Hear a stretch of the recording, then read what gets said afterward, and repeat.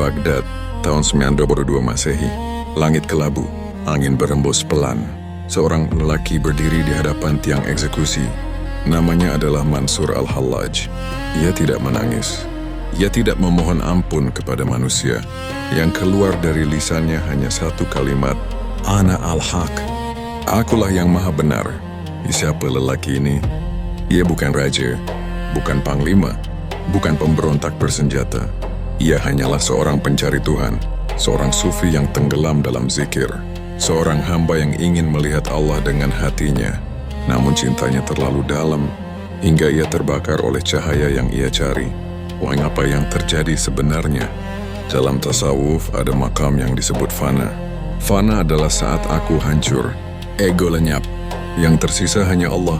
Bayangkan lilin kecil dilemparkan ke dalam matahari. Apakah masih ada lilin? Ataukah yang terlihat hanya cahaya?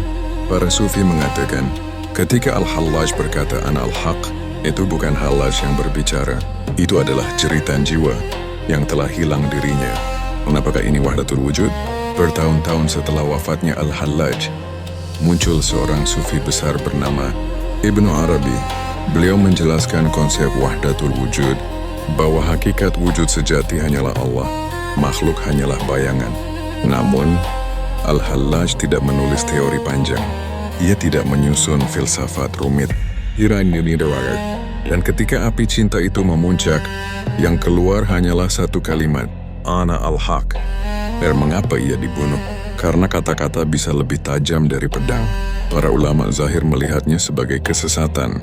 Penguasa melihatnya sebagai ancaman, dan masyarakat tidak siap mendengar bahasa cinta yang terlalu tinggi. Akhirnya ia dihukum mati. Namun riwayat menyebutkan, bahkan ketika tubuhnya dipotong, yang keluar dari lisannya tetap zikir, ais tragedi atau puncak tauhid. Sebagian berkata, ia sesat. Sebagian berkata, ia syahid cinta ilahi.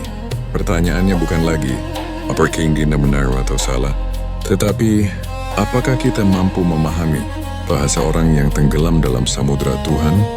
Mungkin Ana al-Haq bukanlah klaim keilahian, tetapi jeritan seorang hamba yang telah kehilangan dirinya dalam lautan keesaan.